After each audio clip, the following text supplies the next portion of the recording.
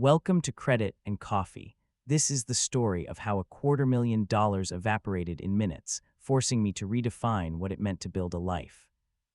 I remember the hum of the refrigerator, a constant low thrum in the quiet house, a sound I rarely noticed until it became one of the few things that felt stable in a world that had suddenly tilted on its axis. And I remember the way the early morning light used to filter through the blinds in our bedroom, painting soft, amber stripes across the walls, a gentle invitation to another day that I often met with a sense of quiet satisfaction. A feeling of having arrived at a comfortable plateau in life, a place where the old anxieties of scrambling for income had faded into the background, replaced by the quiet confidence that came with a steadily growing portfolio, a robust collection of investments, some in the traditional stock market, others in more speculative ventures I had been drawn to by the promise of exponential growth, a kind of passive income that felt almost too good to be true, and maybe, deep down. That was the first whisper of a truth I ignored, a subtle warning against the intoxicating allure of easy money, a faint tremor of unease that I attributed to my overly cautious nature rather than a genuine red flag. For in those days, comfort had become my default setting, a luxurious kind of quietude that lulled me into a sense of invincibility, forgetting the hard-won lessons from earlier career missteps, like the crushing blow of a startup collapse years prior, where I had poured so much of my youthful ambition and savings, only to watch it dissolve into legal fees and unfulfilled promises, leaving a lingering bitterness towards the volatility of entrepreneurial ventures and a deep-seated fear of ever being truly dependent on a single corporate structure again, a fear that ironically primed me for the very risks I was about to take, seeking what I perceived as ultimate financial freedom and control, believing I was wiser now, more seasoned, less susceptible to the pitfalls of external forces, and my wife and I had indeed built a good life, a solid house in a desirable neighborhood, 2 cars in the driveway, and the unspoken comfort that came from knowing our savings were healthy, our retirement plans robust, our credit impeccable, a testament to years of careful budgeting and hard work, a consistent, almost ritualistic dedication to living below our means and meticulously planning for the future, fostering a deep-seated belief in the power of incremental growth and disciplined saving. But there was always a subtle pressure, the kind that comes from living in an affluent area, where the illusion of effortless success often masked the underlying anxieties of keeping up appearances, the quiet competition to host the perfect backyard barbecue, to drive the newest model, to send children to the most prestigious schools, a constant comparison, a quiet competition that I told myself I was immune to,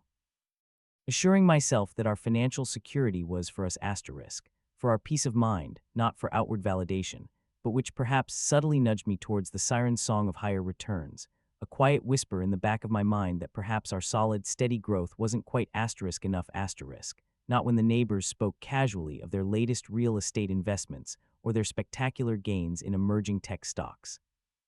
making my careful 8–10% annual returns feel almost pedestrian by comparison. It started innocently enough, a friend from my old startup days, someone I deeply respected, a man whose sharp intellect I had always admired, whose judgment I rarely questioned, began talking about cryptocurrencies, not just Bitcoin, which had already gained a certain mainstream acceptance, but the exciting new altcoins, the possibilities of decentralized finance, the thrill of being on the cutting edge of a technological revolution, and he made it sound like an intellectual pursuit. A brave new world, a paradigm shift in how we understood ownership and value, not just a gamble, painting vivid pictures of a future where blockchain technology would reshape everything from banking to art. And I, having always been drawn to innovation, to the disruptive ideas that reshaped industries, found myself captivated by his passion, by the sheer intellectual challenge he presented, the idea that this wasn't just about making money, but about being part of something truly transformative. So I dipped my toes in, a modest amount at first, an experiment, a curious foray into this new frontier, watching the numbers flicker green on the major exchange, a thrilling dance of percentages that far outstripped anything the traditional stock market could offer, the screen a mesmerizing tableau of volatile possibilities, and the initial gains were intoxicating, a rush of validation that told me I was smart, that I understood something others didn't, that I was ahead of the curve, capable of identifying the next big thing, and I started talking about it more at home, carefully, casually at first, over morning coffee as the aroma filled our kitchen, or during a quiet evening walk, my wife listening with a mixture of curiosity and a subtle, almost imperceptible apprehension in her eyes, a shadow of concern that I dismissed as her natural caution, her sensible nature, which I had always loved and relied on, often seeking her steady perspective on major life decisions. but which in this context felt a little like resistance to progress, a reluctance to embrace the future, a holding back from the exciting possibilities I now envisioned for us, a reluctance that frustrated me slightly, for I believed I was opening doors to an even more secure and prosperous future, and I remembered those conversations over dinner, the clink of forks on plates, the low murmur of our evening news, often a backdrop to my fervent explanations, as I explained the potential. The future, the way NFTs were changing digital ownership, the promise of Web3, the revolutionary implications of smart contracts, my voice sometimes rising with genuine excitement, trying to convey the enormity of what I felt we were on the cusp of, and I could feel her quiet skepticism, unspoken but present, a counterpoint to my growing enthusiasm, a gentle tug back to reality that I increasingly chose to ignore, allowing myself to be swept away by the current of speculation. But she trusted me, always had, especially with our finances, which had always been a shared responsibility, a careful balancing act of our individual strengths, but where I often took the lead on investments, reassured by my consistent track record of sensible long-term growth, never once anticipating that this path would diverge so dramatically from the cautious wisdom we had built our life upon, never once considering that my own judgment, once so solid, could be swayed by the intoxicating lure of exponential returns. The stakes grew, the initial success breeding overconfidence, the small amounts I invested turning into substantial sums, my crypto wallet swelling with promising tokens, some of the meme coins I thought were just harmless fun, a kind of lottery ticket that might just pay off, others supposedly backed by solid projects with white papers I barely skimmed, my due diligence increasingly superficial as my conviction in my own infallibility deepened, and I found myself checking my phone constantly. A nervous tic, a compulsive habit that began to consume my waking hours, stealing my focus from my independent consulting work, distracting me during family dinners, even interrupting the quiet peace of weekend mornings, watching the volatile market movements, the exhilarating spikes that sent adrenaline coursing through my veins, the heart-stopping dips that left a cold knot of dread in my stomach, the stress of extreme market volatility starting to fray the edges of my usually calm demeanor, transforming my once steady temperament into a restless, irritable anxiety. Even my sleep was affected, those moments between wakefulness and dream often filled with abstract charts and flashing green and red numbers, a silent testament to the insidious hold it was gaining, the lines between my rational self and my gambling self blurring into an indistinguishable, dangerous haze. The quiet hum of the refrigerator that once signified stability, now just another background noise to the frantic buzzing in my own head, and I remembered a particular Tuesday morning, the air still carrying the chill of the night, a thin layer of frost on the car windshield, glinting like scattered diamonds in the pre-dawn light, the smell of burnt toast from my quick, distracted breakfast, a faint metallic taste of anxiety already on my tongue, a premonition I dismissed as mere market jitters. And I sat down at my desk, a large oak slab that used to feel like a command center for my independent consulting work, a place of thoughtful creation and strategic planning, but now felt more like a launchpad for dreams that were increasingly tied to a digital realm, a space where I felt disconnected from tangible reality, and I opened my laptop, the screen bright, almost blinding in the dim light of the early morning, and navigated to the major exchange where the bulk of my digital assets resided, a substantial amount, over $250,000, money that represented years of diligent saving, the potential for a comfortable early retirement, the college funds we had dreamed of for our children if we were ever blessed with them, the safety net that allowed us to breathe easy, the foundation of our entire carefully constructed future. Money that had transformed from an abstract number in a bank account to a thrilling, dynamic, and seemingly limitless stream of potential in my mind, and the page loaded slowly, agonizingly slowly, a spinning circle that seemed to mock my rising impatience, each rotation stretching an already taut moment, tightening the band of dread around my chest. And then the numbers, or rather the lack of numbers, stared back at me, a stark, terrifying emptiness. Zero. Not just a dip, not a significant loss, not a painful but recoverable setback, but a complete, terrifying, impossible blank, an absence that echoed louder than any alarm, a void that swallowed every hope and dream I had attached to those flickering green digits. My stomach dropped, a sickening lurch, as if the floor had disappeared beneath me and I was falling into an endless abyss, and my heart hammered against my ribs, a frantic drumbeat of pure panic, a primitive fear seizing control of my body. A cold sweat breaking out on my forehead, trickling down my temples, my hands trembling so violently I could barely hold the mouse, the plastic feeling foreign and unresponsive in my grasp, and I refreshed the page again and again with a desperate, childish hope, as if by sheer force of will I could conjure the numbers back, could reverse time, could undo the irreversible. But the stark reality remained, immutable and cruel. The balance was gone, the wallet drained. A devastating rug pull on a seemingly promising altcoin combined with a market flash crash had created a perfect storm of financial annihilation, leaving me with nothing but a bitter taste of regret, a sour tang of self-reproach, the crushing weight of having gone into crypto-leveraged trading on the advice of my friend, who had been so sure, so utterly confident, his words a siren song of guaranteed returns and effortless wealth, and the sick realization that it wasn't just the market, but that I had fallen victim to a sophisticated scam, a betrayal that felt personal, a digital theft that robbed me not just of money, that was immense, certainly, but of a sense of security, of competence, of trust in my own judgment, and even worse, in the trust I had placed in others, a chilling certainty that someone somewhere had intentionally taken what was mine, meticulously planned this deception, leaving an empty void, a silent scream trapped in my throat. Echoing in the hollow chambers of my mind, a profound violation that went beyond mere monetary loss, touching the very core of my identity, stripping away the layers of hard-won financial stability I had so carefully constructed, and the sound of the refrigerator hummed on, oblivious, indifferent to the catastrophic unraveling that had just occurred in the quiet, once secure space of our home, its steady rhythm a mocking reminder of a stability I no longer possessed. A normalcy that had shattered into a million irreparable pieces around me.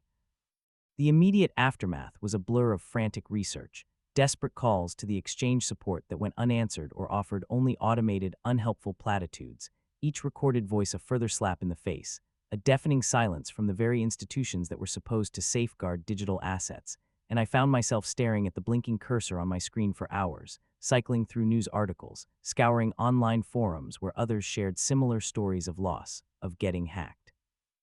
of watching their portfolios evaporate in the blink of an eye, a chilling camaraderie of misfortune that offered no solace, only a deeper descent into collective despair, and the cold dread settled deep in my bones, a constant companion that whispered doubts and fears into my ear, every waking moment, every fitful hour of sleep, coloring every thought with a tint of hopelessness, making even the simplest tasks feel monumental, the weight of it pressing down on me, heavy and suffocating. And I remember pacing the living room, the Persian rug, a gift from my wife's mother, its intricate patterns feeling rough beneath my bare feet, each thread a subtle texture mocking the utter disarray in my mind, a mind that replayed the moment of discovery endlessly, dissecting every decision, every ignored warning, searching for an escape that didn't exist, and I knew I had to tell my wife. A conversation I dreaded more than anything, more than the loss itself, because I had failed her, failed us. Allowed a speculative gamble to jeopardize everything we had worked for, every dream we had quietly woven into the fabric of our shared future, the very foundation of our trust now threatened. And when I finally sat her down, the afternoon light, usually so warm and inviting, now seemed harsh, unforgiving, highlighting the weary lines around my eyes. Her soft hands in mine, her fingers, usually so comforting, now felt distant, almost questioning, her eyes, usually so bright and full of life, now clouded with an unasked question, a silent plea for an explanation, a desperate hope that I would say it was all a mistake, a computer glitch, but I could barely get the words out, each syllable thick with shame and a profound sense of foolishness, the confession a bitter ash in my mouth, and she listened, her face growing paler with each sentence, not with anger, though I would have understood that, perhaps even welcomed it as a release, but with a deep, crushing disappointment that cut me far deeper than any shouted word ever could, a disappointment that spoke volumes of lost trust, of shattered expectations, and I saw in her eyes the silent question of how we would manage, the sudden anxiety of being house poor, or trapped by a mortgage that suddenly felt like a colossal burden without the safety net, the specter of financial instability looming over the comfortable life we had so carefully constructed. A life that now seemed as fragile and illusory as the digital assets I had so recklessly pursued, the very air in the room thick with the unspoken fear of what came next, the chill of a future stripped bare of its expected comforts. Our marriage, usually a fortress of quiet understanding, built on years of shared experiences and unwavering loyalty, became strained, filled with unspoken fears and the heavy silence of regret, not explosive fights, not dramatic confrontations, but a quiet, insidious erosion of trust, a palpable tension that clung to the air like a persistent mist, seeping into every corner of our shared existence, a cold shroud over the warmth we once shared and the everyday scenes.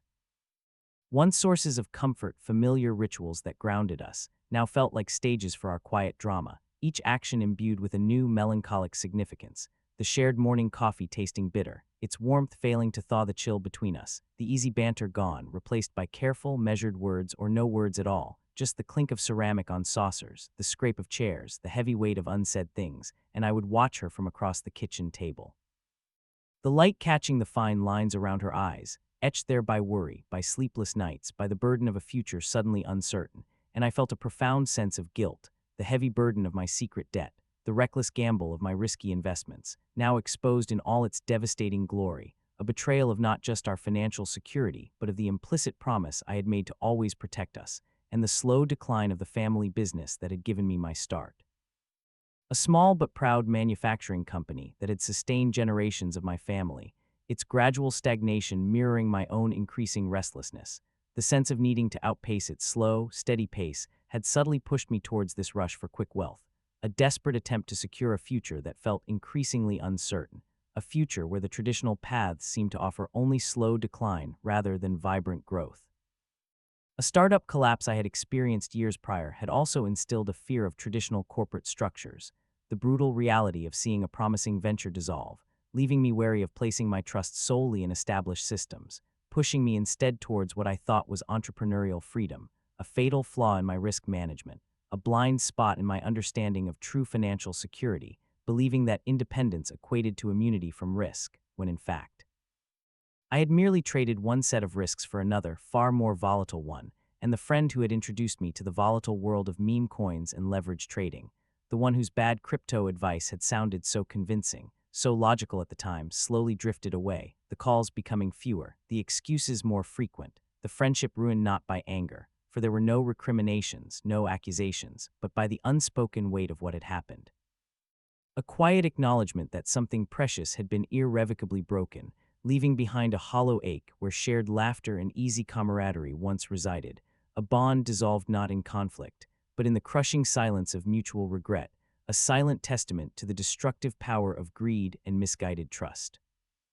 Life shifted, subtly at first, then with an accelerating momentum that forced us to confront the stark reality of our new financial landscape, the comfortable rhythms of our previous existence replaced by a frantic scramble for solvency, the easy confidence of financial security replaced by a gnawing, ever-present anxiety. The supermarket menu became a battleground of choices, every item scrutinized for its price, every potential saving seized upon.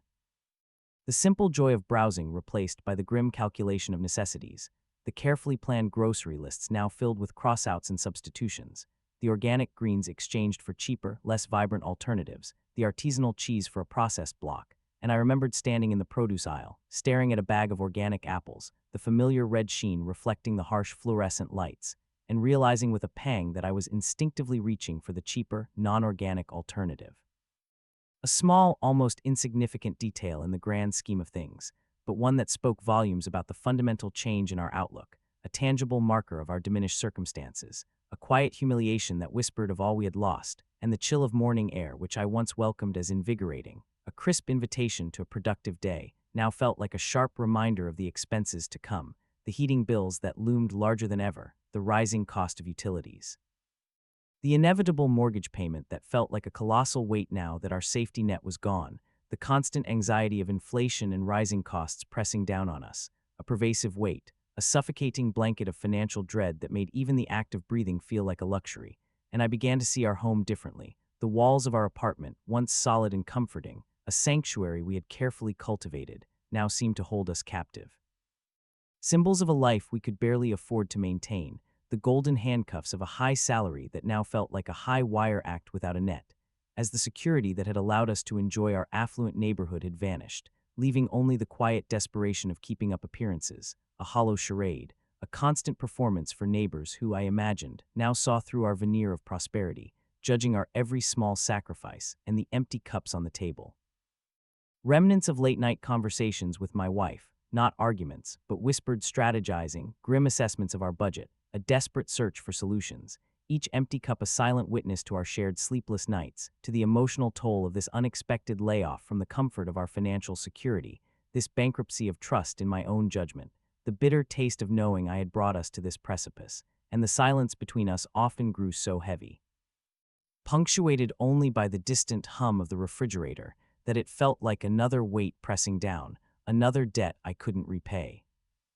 There were moments of despair, deep troughs where the future looked bleak, where the weight of regret threatened to crush me completely. Moments when I felt the cold grip of a gambling addiction I hadn't even realized I harbored, the insidious whisper of just one more trade echoing in my mind even after everything was lost, the thrill of the win, the chase, the devastating crash, a cycle I now recognized with chilling clarity, a hunger for that adrenaline rush that had blinded me to the risks. Dragging me into depths of self-loathing I had never known, sometimes I would sit in the dark, the quiet broken only by the frantic beat of my own heart, contemplating the absolute emptiness of our bank accounts, imagining a future devoid of all comfort, filled only with struggle and reproach, a future I had authored through my own foolishness, feeling truly alone despite my wife's presence, adrift in a sea of my own making. But then slowly, almost imperceptibly, there would be moments of release. Small pockets of light that broke through the gloom, like sunlight piercing through a dense cloud cover, and I remember one evening, sitting on the old porch swing, the wood creaking softly beneath us with a familiar, comforting rhythm, the scent of jasmine from a neighbor's bush heavy in the air, my wife's hand finding mine, her fingers intertwining with mine, a silent gesture of solidarity, of unwavering support, a lifeline in the darkness, and we sat there for a long time. The only sounds the rustle of leaves and the distant chirping of crickets, watching the stars emerge in the deepening twilight, a vast, indifferent expanse that put our immediate troubles into a different perspective, reminding me of the sheer immensity of the universe, dwarfing our earthly concerns, and she spoke, her voice soft, barely a whisper, not about the money, not about the loss, not about blame, but about us, about our resilience, about what truly mattered, about the life we had built together. Independent of any arbitrary financial figure, and in that moment, in the quiet intimacy of her touch, in the steady cadence of her voice, I felt a flicker of hope, a profound sense of gratitude for this woman who stood by me, who saw beyond the financial ruin, who held on to the essence of us, who recognized that our worth was not tied to our net worth, and these small joys became our lifeline, anchors in the storm, the shared meal cooked at home, simple, nourishing, full of warmth. The rich aroma of garlic and herbs filling our small kitchen, a quiet communion over food, the laughter sparked by a silly television show, a momentary escape into shared lightness, the unexpected kindness of an old colleague who offered me some freelance work, a small lifeline of income that felt like a huge victory, a chance to start rebuilding, not a fortune, but a life, brick by brick, patiently, humbly, with a newfound appreciation for the dignity of honest labor, however small the earnings. A tangible contribution that brought a deep satisfaction far removed from the ephemeral thrill of digital gains. The journey back was arduous, filled with painstaking adjustments and sacrifices, but it was also a path towards profound inner growth, a reevaluation of values that went far beyond mere financial recovery, moving us from a superficial pursuit of wealth to a deeper understanding of true richness. And I found myself taking on jobs I never would have considered before, roles that required physical labor or modest administrative tasks, a stark contrast to my previous consulting work. Embracing the instability of a midlife career change with a newfound humility, learning to find satisfaction in honest work, even if it didn't promise the dizzying heights of passive income or the speculative thrill of startups, a satisfaction that came from the tangible output of my efforts, the sense of contributing something real, something useful, however small, and the moral compromises I once made in a soul-crushing job. A high-pressure corporate role where integrity often took a backseat to profit margins, chasing the golden handcuffs of a generous salary that ultimately felt like a gilded cage, now seemed distant and shallow, replaced by a yearning for integrity, for work that felt meaningful, however modest the pay, a work that aligned with a newly discovered sense of purpose, a quiet resolve to live authentically, and I learned to appreciate the simple rhythm of earning, of contributing,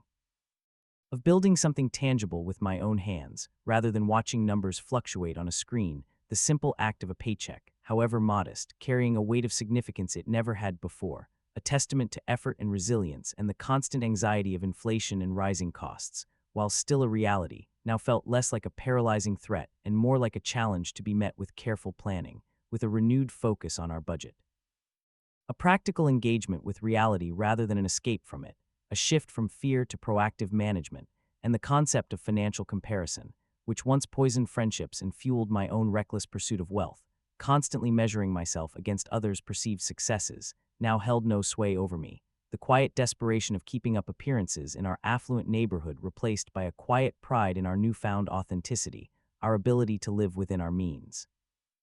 To find joy in things that cost nothing, or very little, like a walk in the park or a shared cup of tea on a rainy afternoon, and my wife and I grew closer through it all, the shared crisis forging an unbreakable bond, a deeper understanding and appreciation for each other's strengths. Her quiet wisdom a constant anchor to my sometimes impulsive nature, her unwavering belief in our shared future a lighthouse guiding me through the lingering fog of regret. Our conversations now filled with a vulnerability and honesty that had been absent during my period of obsession, a true partnership forged in the crucible of adversity.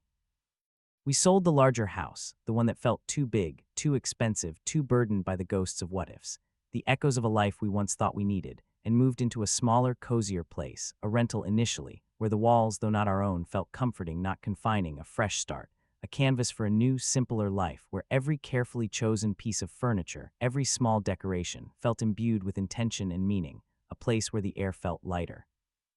Unburdened by past expectations and the medical debt that had been a low-level worry, a simmering anxiety always in the background, along with the lingering burden of student loans, now became priorities in our disciplined budget, tackled systematically, diligently, each payment a small victory, a step towards true freedom, a quiet triumph against the shadows of our past, and I learned to find immense contentment in the everyday, in the warmth of a freshly brewed cup of coffee on a crisp morning. The comforting weight of a well-worn book in my hands, its pages soft beneath my fingertips, the quiet conversations with my wife about our day, not about investment returns or market fluctuations, but about the small joys, the shared laughter, the simple pleasures that had always been there, waiting to be noticed, obscured by the frantic chase for more, a chase that had left me blind to the richness already present in our lives, and the regret of following bad investment advice from a friend. The sting of betrayal faded into a quiet lesson, a reminder to trust my own instincts, to be wary of shortcuts, to build steadily and patiently rather than seeking immediate gratification. And while the memory of the $250,000 loss, the shock of seeing my crypto wallet drained in minutes, will always carry a gently bittersweet tinge, a phantom ache that serves as a constant reminder of how easily one can lose one's way, it no longer defines me. Nor does it haunt our future, because in that devastating moment, I lost a fortune, yes, $250,000, an immense sum, but I gained something far more valuable. A profound understanding of what truly constitutes wealth, of the enduring strength of love, of the quiet dignity of rebuilding, of the deep, abiding contentment that comes not from what you accumulate, but from what you choose to value, from the unwavering support of a partner, from the simple, profound act of living a life built on solid ground, brick by patient brick, valuing the unquantifiable richness of our shared existence far above any ephemeral digital assets. Recognizing that the greatest treasures are those that cannot be lost in a flash crash or stolen by a scam, those intangible threads that weave together the tapestry of a truly meaningful life. What unexpected lesson have you learned from a significant financial challenge, or perhaps a moment of great loss? Share your stories and reflections in the comments below, and if this monologue resonated with you, please give it a like, share it with someone who might need to hear it, and subscribe for more intimate reflections on life's quiet truths. What's one small joy you experienced this week that money couldn't buy?